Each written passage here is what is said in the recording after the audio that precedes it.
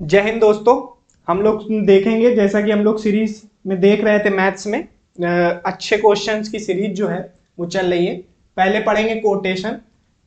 Quotation में लिखा हुआ है, यही जज्बा रहा तो मुश्किलों का हल भी निकलेगा, जमी बंजर हुई तो क्या हुआ, वहीं से जल भी निकलेगा, ना हो मायूस ना घबरा अंधेरों से मेरे साथी, इन्हीं रातों के दामन से सुनहरा कल भी निकलेगा। आप समझ पा रहे हैं? Consistency, consistency is most important. तो आगे के क्वेश्चंस देखेंगे। जो क्वेश्चंस हम लोग सीरीज कर रहे थे, पिछली क्लास में जो क्वेश्चंस कराए थे वो मोस्ट इंपॉर्टेंट थे। अभी ये देखेंगे, इस टाइप के क्वेश्चंस आने की संभावनाएं हैं। पहला क्वेश्चन दिया हुआ है, find the area of equilateral triangle whose side is 168 centimetre. तो आपको पता होगा, समबाहु त्रिभुज के बारे में पहले बता चुके हैं। आप रिकॉल कर पा रहे हैं क्या? समबाहु त्रिभुज का क्षेत्रफल क्या होता है, मतलब एरिया √3/4a²। परिमाप क्या होता है? 3a, ये बताया था। हाइट √3/2 इंटू एच, मतलब 2 इंटू ए, उसकी मतलब जो साइड होगी वो हो जाएगी। तो आपको बता चुके हैं इसके बारे में, तो ये आपके लिए इजी क्वेश्चन हो जाएगा। कैसे? अगर ये समबाहु त्रिभुज है, स्पेशली आपके सिलेबस में लिख के दिया गया है कि मेंसुरेशन के क्वेश्चंस आएंगे, तो आप इसको जरा सा भी इग्नोर नहीं कर सकते। तो इसका एरिया क्या होगा? एरिया बराबर √3/4 और साइड का स्क्वायर मतलब ए का स्क्वायर, तो √3/4, साइड 168 दी हुई है, 168, ये आ गया 42 इंटू, तो यूनिट डिजिट से काम हो रहा है क्या? 8 2 जा 16, तो ये 6 देखने को मिल रहा है, तो यही आंसर हो जाएगा। इस टाइप का क्वेश्चन पहले भी किया जा चुका है और आपको इसके बारे में पूरी जानकारी होनी चाहिए। वन लाइनर और फॉर्मूला बेस्ड क्वेश्चंस आपको जरा सा भी गलत नहीं करना है, कोशिश करनी है कि वन गो में ही ये क्वेश्चन सही हो आपके। नेक्स्ट क्वेश्चन देखेंगे। नेक्स्ट क्वेश्चन क्या दिया हुआ है? नेक्स्ट क्वेश्चन दिया हुआ है एवरेज का, a batsman scored 205 runs which included 10 fours and 7 sixes, what percent of his total score did he make by running between the wickets. विकेटों के बीच में दौड़कर उसने कितने रन बनाता है, उसका चाहिए आपको परसेंटेज। कितने रन बनाए हैं? 205। 10 चौके का मतलब 4 इंटू 10, 40 हो जाएगा क्या? उसके बाद 7 छक्के, 7 सिक्सेस, तो 6 इंटू 7, 42 हो जाएगा क्या? टोटल कितना हो गया? 82। टोटल कितना हो गया? 82। तो टोटल रन कितने थे? 205। 82 इसमें सब्ट्रैक्ट कर देंगे तो कितना आ जाएगा? 1 2 3। ये जो रन बनाए होंगे इसने, ये बिटवीन रनिंग करके बनाए होंगे, मतलब बीच में दौड़ के बनाए होंगे। पूछा क्या है इसका? आपसे पूछा है इसका परसेंटेज। तो परसेंटेज कैसे निकालते हैं? कितने रन दौड़कर बनाए गए हैं? 1 2 3 अपॉन कितने में से? टोटल कितने में से? 205। तो 205 इंटू 100, तो 5 4 जा, 5 1 जा, 5 2 जा, ठीक है, 41 3 जा, तो ये कितना आ जाएगा? 60% आ जाएगा। कितना आ जाएगा? 60%। इस टाइप का भी क्वेश्चन देखने को मिल सकता है, जो बिल्कुल इजीली, और लैंग्वेज भी सरल है इसकी, बस समझना है कैसे कर सकते हैं। नेक्स्ट क्वेश्चन देखेंगे। नेक्स्ट क्वेश्चन है GP, how many terms are there in GP 520 80 81920। ठीक है, इसको कैसे करेंगे? आपको फॉर्मूला बताया गया था, Tn बराबर AR की पावर n-1, ये बताया गया था। A क्या होता है? First term. R क्या होता है? सर्वांतर। N क्या होता है? इसका टाइम। और Tn मतलब nth टर्म। तो यही फॉर्मूला लास्ट इसके लिए भी हो जाता है, लास्ट टर्म। तो लास्ट टर्म यहां क्या दिया हुआ है 81920 बराबर फर्स्ट टर्म क्या दिया हुआ है 5। देखिए कितना आ रहा है सार्वांतर 4, 4 की पावर n-1। 5 का यहां से इससे जाएगा 5 1 जा, 5 6 जा, 5 3 जा, ठीक है, और 15 और 4 5 8 जा, 5 4 जा बराबर 4 की पावर n-1। अब सबसे बड़ा टास्क ये है कि इसकी पावर कैसे पता चले। इसकी पावर पता चलेगी आपको आपके ऑप्शन के जरिए। आपके ऑप्शन के जरिए कैसे, आप ये देख पा रहे हैं जो भी आंसर होगा, मतलब ये जो होगा ये 4 की पावर में होना चाहिए और कोई वैल्यू मतलब इंटीजर होनी चाहिए, ठीक है। जो इंटीजर वैल्यू आएगी, मान लीजिए कोई इंटीजर वैल्यू आई तो वो n-1 के बराबर होगी, पहली बात। फिर ये +1 उसमें ऐड हो रहा होगा तो सिर्फ n निकल रहा होगा, वही आपसे पूछा गया है। तो +1 हो रहा होगा, मतलब आंसर में जो जो वैल्यू दी हैं उसमें अगर आप 1 1 सब्ट्रैक्ट करेंगे तो आपको आंसर मिलने की संभावना बढ़ जाएगी। अब बात आती है कि हम वैल्यू तक पहुंचे कैसे। 7 के लिए देखिए जरा, 4 की पावर 3, 4 की पावर 3 और 4, इसमें भी 4 आएगा, इसमें भी 4 आएगा, इसमें भी 4 आएगा, तो ये लास्ट में यूनिट डिजिट 4 आएगा कि नहीं आएगा। तो ये 7 की बात है। 9 की बात में देखेंगे, अगर 3 3 6 3 9 तब भी आएगा, 9 में भी आएगा। आगे नहीं आ रहा है शायद, आगे अगर देखें 4 की पावर 3 और 4 की पावर 2, तो ये 4 की पावर 3 क्या होता है 64 और ये कितना होता है 6, इसमें भी आ रहा है, लेकिन ये बहुत छोटी वैल्यू है और इसका आप पावर करेंगे तो ये बहुत बड़ी वैल्यू जा रही है। तो आपको तो ये टर्म पता है ना कि 4 की पावर 3 कितना होता है 64, तो ऐसे ही 64 ये आपको करके देखना पड़ेगा, ऐसे ही मल्टीपल्स आपको चेक करने पड़ेंगे, तब आप इस वैल्यू तक पहुंच पा रहे होंगे। तो आप देखेंगे कि 7 टाइम्स में आप यहां पे पहुंच पा रहे हैं। तो 7 टाइम्स में अगर पहुंच पा रहे हैं, 7 बराबर n-1, तो 7 और n बराबर 8 आ जाएगा, और n बराबर 8 आ जाएगा तो आपका ये आंसर हो जाएगा, n बराबर 8 आपका आंसर हो जाएगा। ऐसे ही पावर के क्वेश्चन आपको कई प्रीवियस ईयर में आए हुए हैं। इस पावर को जरूरी नहीं है आप इस तरह कर पाए, अगर आप फैक्टर जल्दी से कर सकते हैं तो फैक्टर के जरिए से भी आप आराम से कैलकुलेट कर सकते हैं पावर, लेकिन वो टाइम टेकिंग होगा। तो आप इसको फर्स्ट गो में ना ही करें तो सही है, क्योंकि हो सकता है अगर पावर बहुत ज्यादा आ रही हो तो आपको दिक्कत हो सकती है। नेक्स्ट क्वेश्चन, नेक्स्ट क्वेश्चन दिया हुआ है, a sum of money invested at simple interest becomes 4 times of itself. स्वयं की 4 गुनी, ज्ञात कीजिए कि 21 वर्षों में वह कितना गुना हो जाएगी।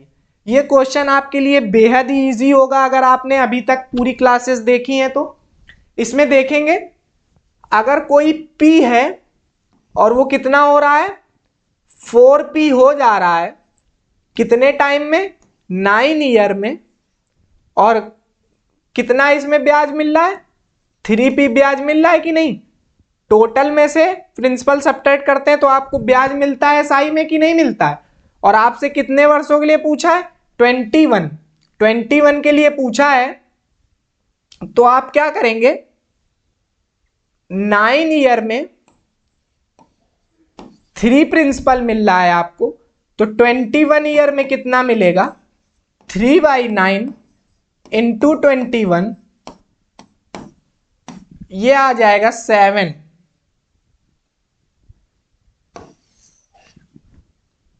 आ जाएगा। नहीं 7 क्यों आ जाएगा?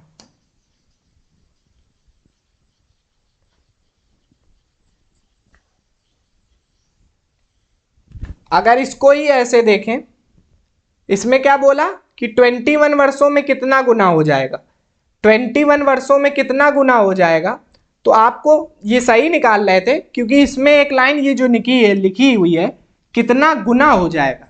तो आप ये देख पा रहे हैं जैसे अभी हमने निकाला कि 9 ईयर बराबर कितना 3, तो 21 ईयर में कितना हो जाएगा 3/9 ईयर इंटू 21, तो ये आ जाएगा 7 टाइम्स।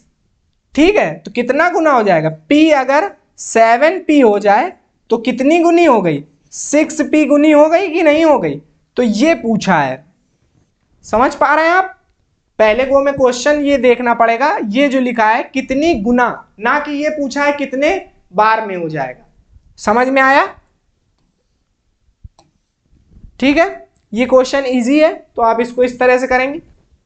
नेक्स्ट क्वेश्चन क्या दिया हुआ है, दो स्टेशन ए और बी एक दूसरे से 3502 किलोमीटर की दूरी पर है। एक ट्रेन ए से बी तक जाती है, उसी समय दूसरी ट्रेन बी से ए तक जाती है। मतलब एक ऐसे वो केस है, एक ये केस है, ए से बी तक जाती है तो ऐसे हो गया, बी से ए तक जाती है तो ऐसे हो गया।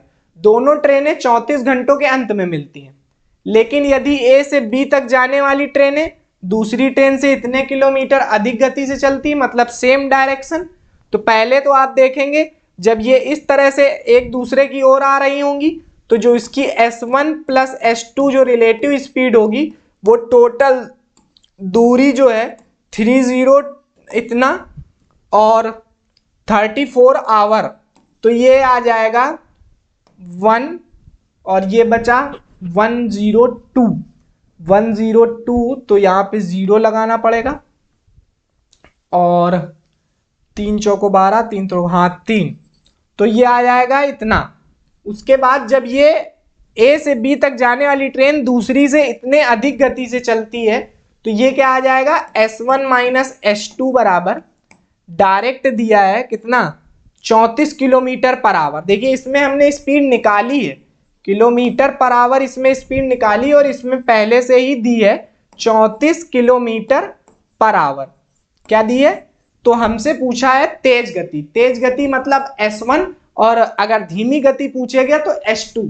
तो S1 आप कैसे निकालेंगे?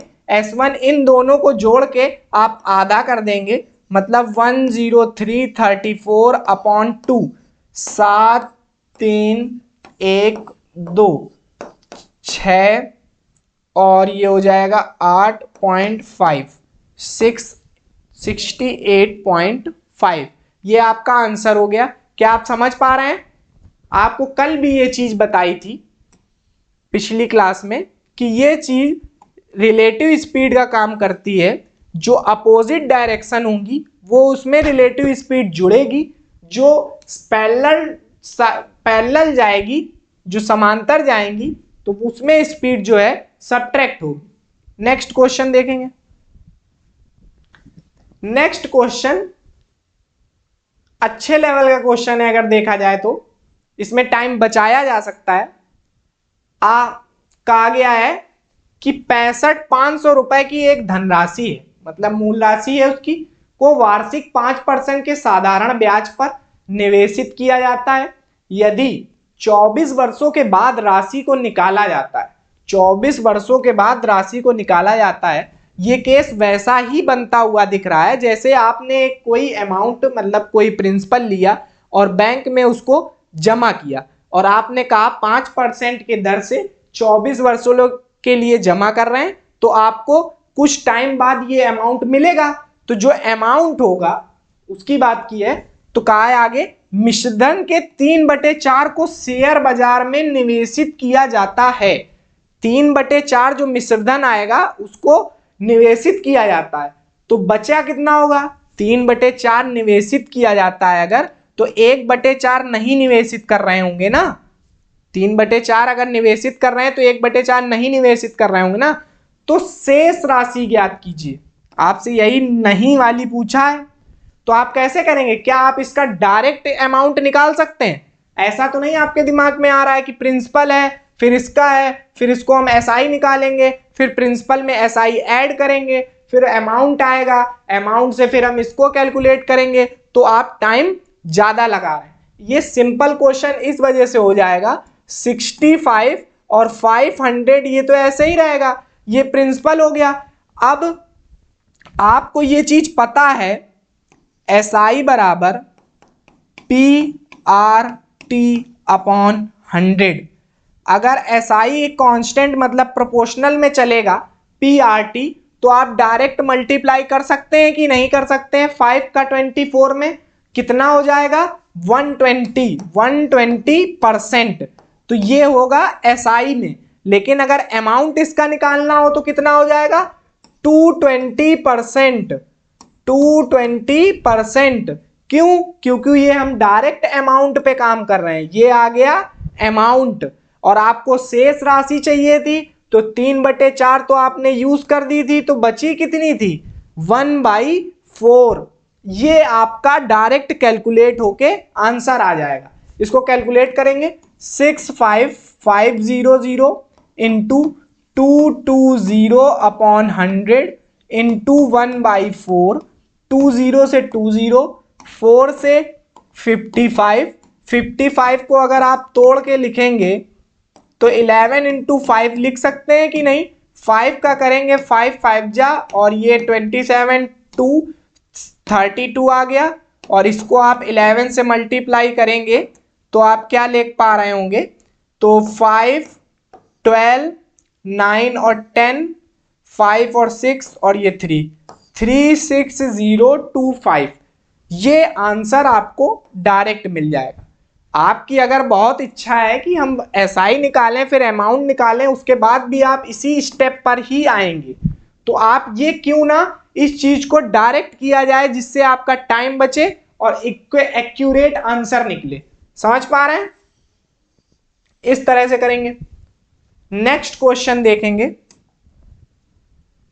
नेक्स्ट क्वेश्चन में कहा गया है, a sum of money is invested at 20% per annum compounding annually for 2 years। कितने के लिए?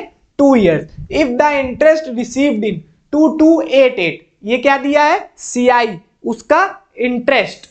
इफ द इंटरेस्ट रिसीव्ड हो गया, फाइंड द प्रिंसिपल। आपको क्या ज्ञात करना है? प्रिंसिपल ज्ञात करना है 2 वर्षों के लिए। तो आप जानते हैं कि जो CI होता है वो सक्सेसिव चलता है, मतलब आप जो AB फॉर्मूला लगाते हैं उससे आप परसेंटेज रेट निकाल सकते हैं। तो जैसे 2% 2 वर्षों के लिए 20%, तो AB रूल से 20 + 20 + 20 इंटू 20 अपॉन 100 लिखा जाएगा कि नहीं लिखा जाएगा? लिखा जाएगा ना? तो ये हो जाएगा 40 और +4 44%। तो ये जो परसेंट आई है, आपको पता है एसआई डायरेक्ट कैलकुलेट हो जाता है 2 इंटू 20 40%, लेकिन जो सीआई होता है वो सक्सेसिव चलता है, तो ये 40% आ जाएगा कि नहीं? ये इजी मेथड है, बिल्कुल आपको पता होगा इस चीज के बारे में। तो आप ये 40% किसके बराबर हो जाएगा? 40% जो है वो आपका जो इंटरेस्ट दिया है 2288 के बराबर हो जाएगा। 11 के टेबल से काटेंगे, 11 दूनी 22, 0 लगेगा, 11 अट्ठे 88, 4 पंचे 20, 4 दूनी 8। तो इसको 100% जो ये आएगा, ये क्या आएगा? कि प्रिंसिपल ही तो आएगा। ये आपका आंसर हो जाएगा। बिल्कुल इजी मेथड और बिल्कुल आसानी से आप कर पाएंगे। नेक्स्ट देखेंगे। नेक्स्ट दिया हुआ है, find the smallest 4 digit number which divided by 10 12 15 24 30 leaves remainder as 9। leaves remainder and 9। 4 अंकों की सबसे छोटी संख्या 4 अंकों की आपको दी है, तो इसमें आप कुछ नहीं कर सकते। दूसरी चीज क्या कह रहा है? शेषफल 9 बच जाए जब इनसे आप डिवाइड करें, तो इनमें सब में अगर 9 सब्ट्रैक्ट कर दें तो एक वैल्यू आ जाएगी, एक नंबर आ जाएगा। जैसे इसमें 7 चला गया तो 80 और ये बचेगा 7 8, इसमें 3 चला गया तो 70 और 6 चला जाएगा तो ये आ जाएगा 64, 64 और 6, हाँ ठीक है। उसके बाद 9 1080, इसमें 9 चला जाएगा तो 1071। अब आप ये जो नंबर दिए हुए हैं इनको आप कर दीजिए इसमें डिवाइड, इसमें क्या कर दीजिए डिवाइड किसी भी नंबर को। जैसे आपने ले लिया 12, 12 में क्या आता है 3 इंटू 4, 12 में क्या आता है 3 इंटू 4, 4 से वो नंबर डिविजिबल होना चाहिए जो लास्ट के 2 डिजिट डिविजिबल हो रहे हैं, ये नहीं हो रहा है 4 से, ये भी नहीं हो रहा है, ये भी नहीं हो रहा है ना, तो ये 2 नंबर एलिमिनेट हो गए। उसके बाद ये 2 नंबर बचे, इसमें देखिए 3 से कौन सा हो रहा है 6 4 10 और 1 11, ये नहीं हो रहा है तो यही आंसर हो गया होगा, 8 और 1 9, ये आंसर हो गया। ये है आपका ऑप्शन से। अगर आप वैसे ही करना चाहते हैं कि इसका मेथड क्या होता है, क्योंकि मेथड भी पता होना चाहिए, मेथड होगा एलसीएम ऑफ दिस नंबर 10 12 15 24 30, ठीक है। और उसमें आप क्या करेंगे, एलसीएम कितना आएगा इसका 10 12 15 24 30, वो नंबर जो इन तीनों से सबसे कटता हो, सबसे नजदीक नंबर होगा 120, 120 से सब कटता है ना, 24 5 120, 3 चौक 12, ठीक है 15 8, हाँ ठीक है सब कटेगा। तो इसको हम कैसे करेंगे 120x प्लस 9 रिमाइंडर बचना चाहिए ना। अब आप इस x की जगह वो इंटीजर्स पुट कर सकते हैं 0 से लेके 9 तक। 0 तो आप करेंगे नहीं क्योंकि 0 हो जाएगा, पूरी वैल्यू 0 हो जाएगी, तो 0 नहीं आएगा। 1 से 9 तक आप नंबर इसमें पुट करिए और आप इन नंबरों के आसपास पहुंचिए, आपको नंबर मिल जाएगा। जैसे अगर हम 12 8 96, 12 9 108, अगर यहाँ 9 पुट करते हैं इनके आंसर पहुंचने के लिए, 12 9 108, देखिए आप उसके नजदीक पहुंच गए तो आपको एज इट इज वैसा ही आंसर देखने को मिलेगा। ये क्वेश्चन मस्ट डू क्वेश्चन है आपके लिए, क्योंकि एक ऐसे क्वेश्चन आपको एग्जाम में देखने को जरूर मिलेंगे। डिजिट चेंज होंगे लेकिन ये क्वेश्चन जरूर आते हैं, हर एग्जाम में आ रहे हैं। Next question, next question, if a man drives at 59 kilometre per hour instead of 55 kilometre per hour, he will travel 92 kilometre more. ये आपके लिए इजी क्वेश्चन है। स्पीड्स का रेशियो दिया हुआ है 59 और 55, अगर डिस्टेंस कांस्टेंट होती है तो स्पीड का रेशियो ये बताया गया था कि नहीं, ये होता है, डिस्टेंस कांस्टेंट हो गई तो ये और ये ऐसे हो जाएगा कि नहीं। लेकिन यहां पर स्पीड्स कहां कांस्टेंट है, मतलब डिस्टेंस कहां कांस्टेंट है, डिस्टेंस अधिक यात्रा कर रहा है ना, और जब वह 59 किलोमीटर की चाल से यात्रा करता है तो उसके द्वारा तय की गई दूरी ज्ञात करनी है। तो ये आपका टाइम रेसिप्रोकल हो गया, मतलब डिस्टेंस रेस सेम हो जाएगी कि नहीं हो जाएगी, सॉरी टाइम कॉमन है, ठीक है, तो ये इसके प्रोपोर्शनल हो जाएगा, मतलब S प्रोपोर्शनल D हो जाएगा। तो 5 55 रेशियो 59 हो जाएगा, ये D है ये S है, सेम रहेगा। ये कितना ज्यादा हो रहा है 4 किलोमीटर, ये कितना ज्यादा हो रहा है क्वेश्चन के हिसाब से 92, तो 4 2 जा 4 3 जा, ठीक है 23। तो कह रहा है 59 किलोमीटर की चाल से जो चल रहा है उसकी दूरी कितनी होगी 59 किलोमीटर और इंटू 23 हो जाएगा सीधा सीधा। तो आप इसको मल्टीप्लाई कैसे करेंगे, 60 माइनस 1 कर लें क्या, 60 माइनस 1 इंटू 23, तो 6 त्रिक 18 और 6 दूनी 12 और 1 13, 1380 में से 23 सब्ट्रैक्ट करेंगे तो 7 और 7 में 2 5, 1357 आ जाएगा। क्या आ जाएगा? 1357 आपका आंसर आ जाएगा। ये आप इससे, इस फॉर्मूले से बहुत से क्वेश्चन आते हैं, कभी डी कांस्टेंट होगा, कभी टी कांस्टेंट होगा, कभी एस कांस्टेंट होगा, फॉर्मूला इनवर्सली और इनवर्स होता रहेगा। नेक्स्ट क्वेश्चन, नेक्स्ट क्वेश्चन ये आपको पहले करा चुके हैं ऐसा क्वेश्चन दूसरे डिजिट में, फिर से देखते हैं। एक दुकानदार 830 रुपए में एक वस्तु बेचता है, कुछ लाभ अर्जित करता है। जब इस वस्तु को 350 में बेचा जाता है तो उस वस्तु पर हुई हानि अर्जित लाभ के 15 गुने के बराबर होती है। तो यहां तक क्वेश्चन हो गया। यहां तक क्वेश्चन में आपको पता चला कि आपको क्या निकालना है? सीपी निकालना है। तो इसको कैसे करेंगे? आपको पता है कैसे बताया था? ये जो वैल्यू दी है 350 यहां आएगी जो हानि के बराबर मतलब बेचा जा रहा है। ये 830 यहां आएगा, यहां कहीं पे सीपी होगा। तो ये x है तो ये 15x हो जाएगा कि नहीं हो जाएगा? 15 गुना। अब इसको कैसे, इन दोनों को ऐड करेंगे, कितना हो जाएगा? 16x, और उन दोनों को सब्ट्रैक्ट करेंगे आप। 830 में से 350 आप सब्ट्रैक्ट करेंगे, 350 दिया है ना, तो ये आ जाएगा 480, 480 से ये आ जाएगा 16 तिया 48, 30, x बराबर आ गया क्या? 30। आप अगर x की वैल्यू यहां रखेंगे 30, तो 830 में से आपको सब्ट्रैक्ट करना पड़ेगा। अगर आप x की वैल्यू यहां रखेंगे तो 15 तिया 45, 450 आपको 350 में ऐड करना पड़ेगा। ये आप समझ पा रहे होंगे कि एक तरफ हानि हो रही है, एक तरफ लाभ, इस वजह से ऐसा होता है। दोनों वैल्यू सेम आती हैं। तो ये आपका सीपी आ गया 800। अब 800 आपका सीपी आ गया है। उसने आगे लाइन देखिए क्या कहा है कि यदि वह 20% का लाभ अर्जित करना चाहता है तो उस वस्तु को कितने में बेचेगा? तो 800 पे आप 20% इंक्रीज कर देंगे। 20% की फ्रैक्शन 1/5, तो 5 से कोई चीज 6 हो जाएगी।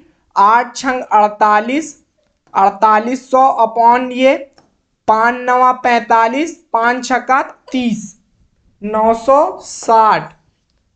ठीक है, ये आपका आंसर हो जाएगा। ये भी क्वेश्चन बहुत ही ज्यादा रिपीट क्वेश्चन है। नेक्स्ट क्वेश्चन देखेंगे। नेक्स्ट क्वेश्चन भी इजी है। A train of length 750 metre travels at a speed of 90 kilometre per hour crosses a tunnel in 59 seconds, find the length of the tunnel. सीधा सा concept है कि कोई रेलगाड़ी होगी, वो सुरंग को पार कर रही होगी, तो सुरंग की भी तो लंबाई होगी प्लस रेलगाड़ी की लंबाई होगी कि नहीं होगी? ये सुरंग है, सुरंग की भी लंबाई, रेलगाड़ी की लंबाई बराबर चल रही होगी। तो अगर हमने इसमें क्या दिया है, एक ट्रेन की लंबाई, तो हमने कह दिया जो सुरंग है उसको s लिख दिया, और या t लिख देते हैं। नहीं, कोई कहेगा कि s क्यों लिख दिया। टनल की लंबाई प्लस 750 मीटर, इस चीज का विशेष ध्यान रखेंगे, मीटर में दिया हुआ है। ये हो गई क्या?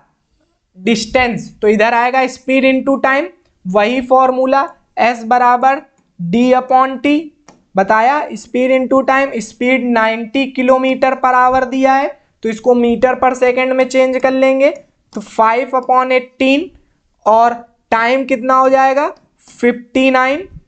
ठीक है, 18 पंचे 90, और ये हो गया 25 इंटू 59, तो 25 9 225, तो कैरी 22, 25 पंचे 125, 125 और 22 कितना हो जाएगा?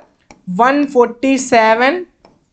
ये इतना आ जाएगा t प्लस 750, तो t बराबर कितना हो जाएगा? 1475, और 750 सब्ट्रैक्ट करेंगे तो ये आ जाएगा 2, और ये 725। ये आपका मीटर में आंसर निकल आएगा। यूनिट का विशेष ध्यान रखेंगे, ऐसा नहीं कि आप करते चले जा रहे हैं, बाद में पता चला आपकी यूनिट नहीं मैच करी और आपका टाइम भी गया और आंसर भी नहीं आया। नेक्स्ट देखेंगे, ऐसा आपका मेंसुरेशन के क्वेश्चंस में भी बहुत होता है। ये क्वेश्चन देखेंगे, ये भी बहुत ही ज्यादा एग्जाम में आता रहता है, हर एग्जाम में, और इजी सा क्वेश्चन।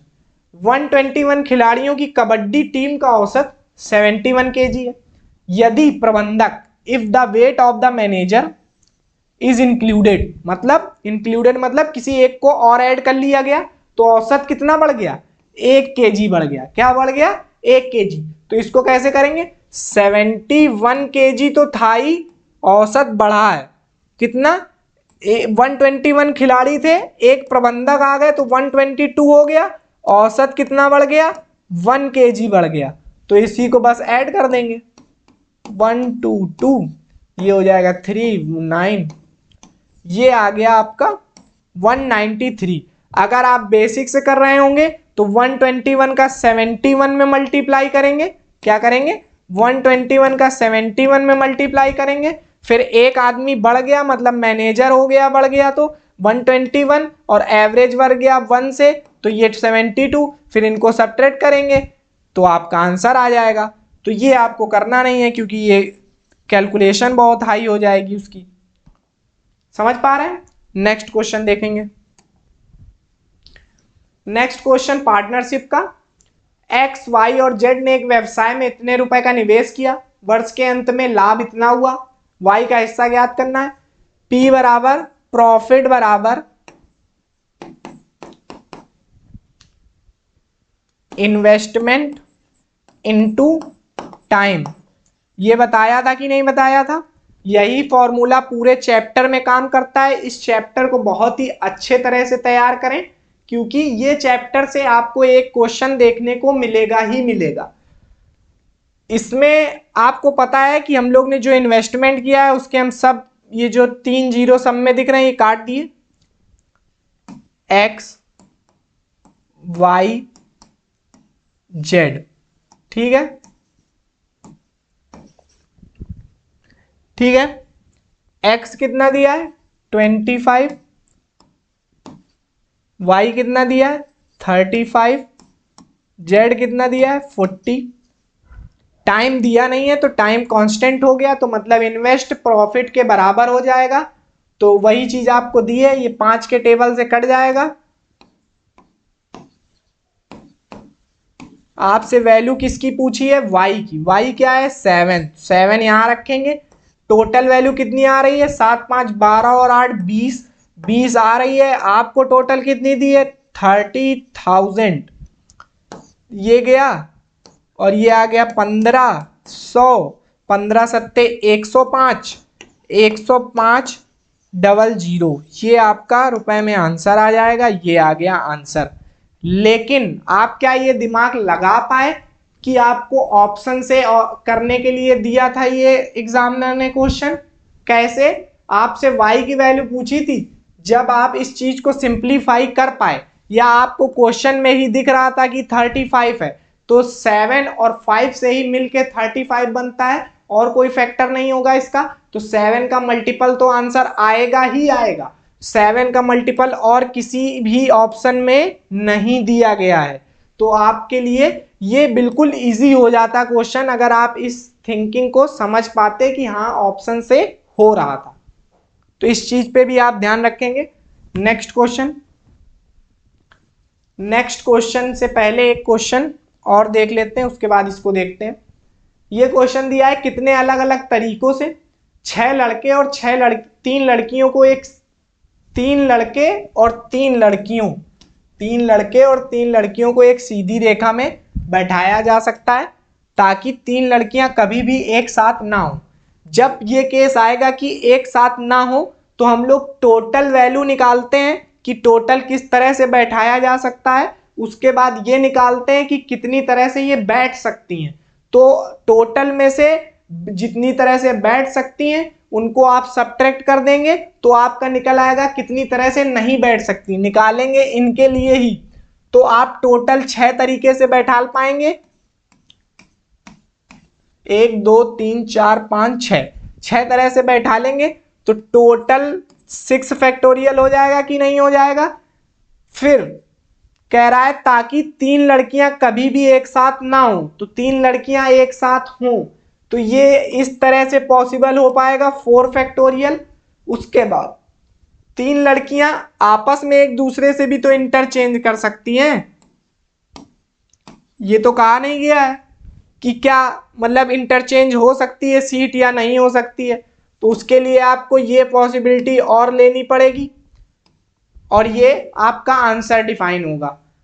तो ये हो जाएगा 6 फैक्टोरियल कितना होता है, 5 फैक्टोरियल हो जाता है 120 और ये 720, 4 फैक्टोरियल 4 तिहाई 12 दूनी 24 और 6 24 और 6 6 चौको 24, 6 दूनी 12 2 14, तो ये आ गया और 10 में से 4 गया 6, ठीक है, 11 में से 4 जाएगा 7 और ये 5 7 6 वेज होंगे जो आपको इसमें लगाने होंगे, तब आप कर पाएंगे।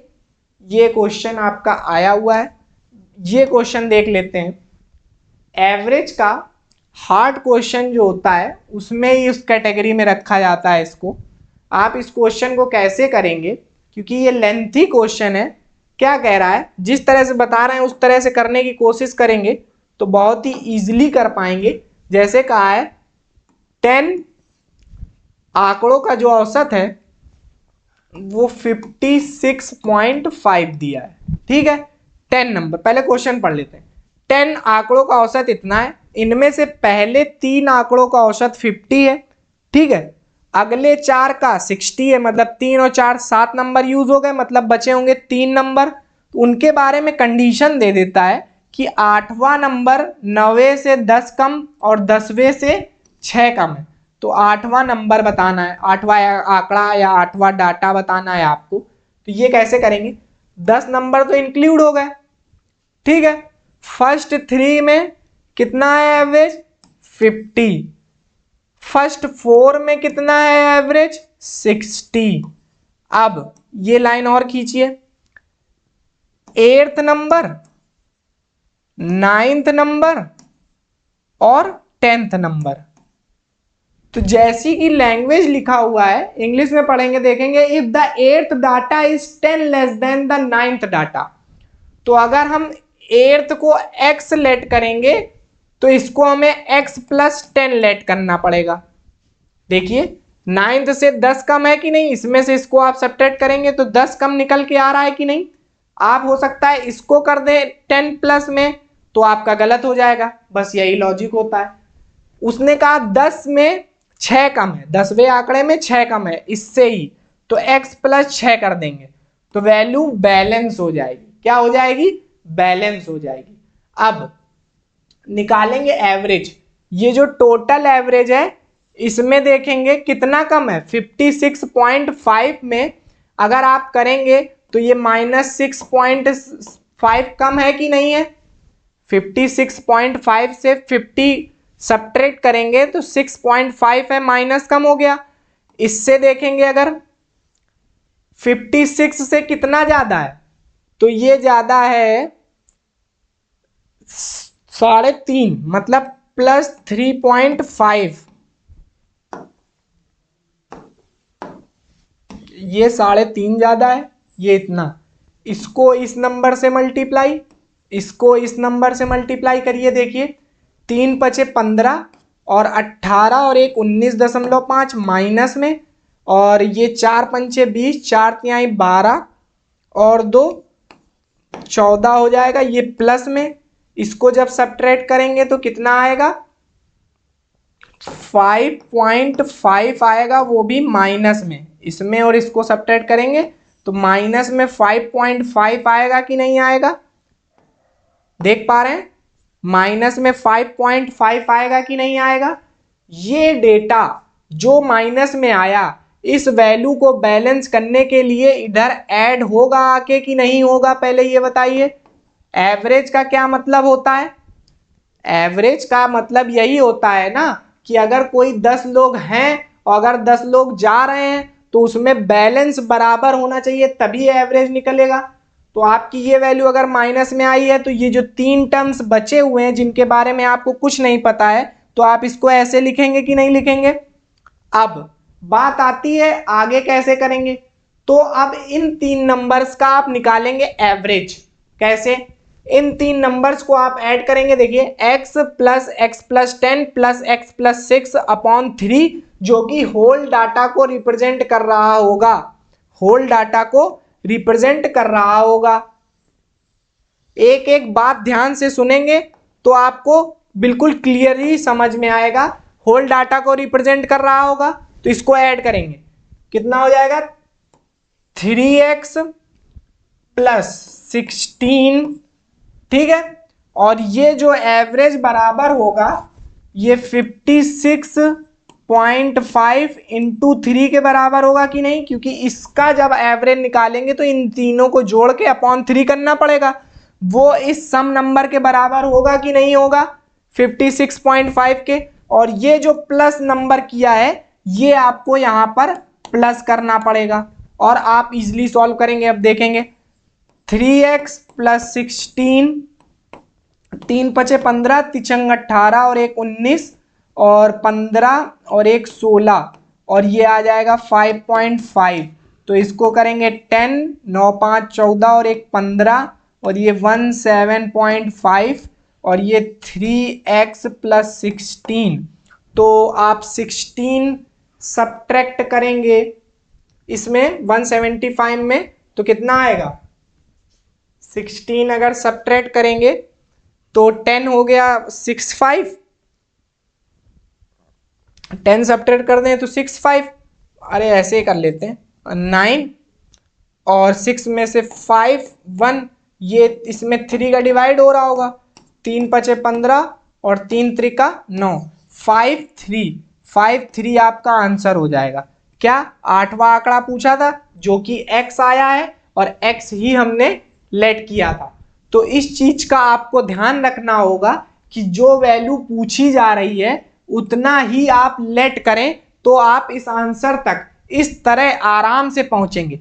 अगर यहां पे वैल्यू पॉजिटिव होती, अगर यहां पर वैल्यू पॉजिटिव होती तो यहां पर हमें नेगेटिव लेना पड़ता और ये नेगेटिव यहां पे ऐसे ही लिखना पड़ता, जो कि इस वैल्यू के साथ आप कुछ नहीं करेंगे, लेकिन यहाँ पे जो चेंज हो रहा है पूरे डेविएशन में उस चेंज को लिखेंगे। जैसे तराजू होता है तो अगर जिधर इतना बैलेंस है तो उधर इतना ही बैलेंस होता है, तभी उसका एवरेज वैल्यू आप निकाल पाते हैं। तो इस क्वेश्चन को बहुत अच्छे से समझ लीजिए। फिर से एक बार बता देते हैं, 10 आंकड़ों का औसत इतना दिया था, ये लिख दिया। अगले 3 आंकड़ों का औसत इतना दिया है, अगले 4 का इतना दिया है, तो 7 नंबर हो गए। 10 नंबर दिए थे तो 3 नंबर और होंगे, तो 8th 9th 10th नंबर की बात कह दी उसने। फिर बात आती है आगे, वो इन 3 नंबर्स के बारे में बताएगा कि कैसे सॉल्व करना है। तो 3 नंबर्स को हमने जैसे उसमें क्वेश्चन में बोला वैसे इसको रिप्रेजेंट किया। बात ये है इंपॉर्टेंट कि जो 8th नंबर है वो आपसे पूछा गया है 8th का डाटा, तो 8th को ही आप लेट करें और फिर इस वैल्यू को समराइज करें कि क्या दिया हुआ है। उसके बाद इस टर्म को, इस वाले डाटा को आप सॉल्व करें। इस वाले डाटा को जो ये दिया है इससे कुछ वैल्यू निकलेगी, डेविएशन जैसे सॉल्व किया जाता है, फिर वो डेविएशन आपका यहां काम आएगा और आप इस तरह से सॉल्व कर लेंगे। समझ पा रहे हैं आप? तो ये क्वेश्चन इस तरह से हो जाएगा। बस आज के लिए इतना ही रखते हैं। आपसे उम्मीद है कि आप ये क्वेश्चन प्रैक्टिस कर रहे होंगे और बहुत ही अच्छे क्वेश्चन अगर आपको पसंद आ रहे हैं तो ऐसे ही लाइक और सब्सक्राइब करते रहें और आपको इन क्वेश्चंस की मदद से आप अच्छी प्रैक्टिस कर पाएंगे। Thank you.